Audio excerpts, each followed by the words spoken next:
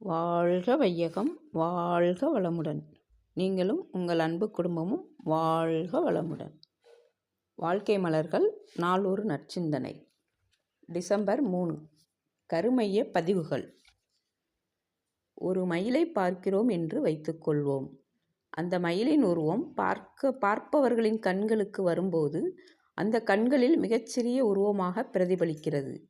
இப்படி சுருக்கம் பெற்ற மயிலின் உருவமானது எப்போது மூளை செல்களில் மோதுகிறதோ அப்போது அந்த மூளை செல்கள் அதை பதிவு செய்து கொள்கின்றன.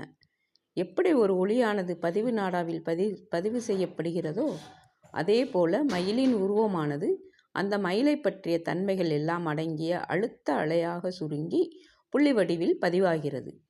மூளை செல்களுக்கு வந்து சேருகிற எந்த அலையானாலும் அது உடனே கருமையத்தால் ஈர்க்கப்பட்டு உடலில் இருக்கும் சீவகாந்த ஆற்றலின் காரணமாக இருப்பாக வைக்கப்படுகிறது. மயிலை பார்த்து உணர்ந்த அனுபவத்திற்கு ஏற்ப பார்ப்பவருடைய கருமையமானது தன்மை பெறுகிறது. பின்னர் எப்பொழுதேனும் தேவையின் காரணமாகவோ வேறு தூண்டுதல் காரணமாகவோ அல்லது வேறு ஏதாவது காரணத்தாலோ மன அலைக்கு அதே அலைவரிசை ஏற்படும் போது மூளை செல்கள் ஏற்கனவே அந்த அலைவரிசையில் விளைந்த பதிவுகளை விரித்து காட்டும்.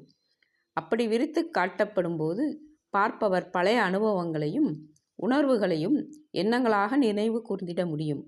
அதே தன்மையில் உணர்வின் பார்ப்பட்ட அலைகளும் எண்ண அலைகளும் பருவுடலில் ஏற்படும் அனுபவங்களால் விளையும் அலைகளும் கருமையத்திற்கு ஈர்க்கப்பட்டு இருப்பாக வைக்கப்படுகின்றன. அருள் தந்தை வேதாத்ரி மகரிஷி. வாழ்க வளமுடன்.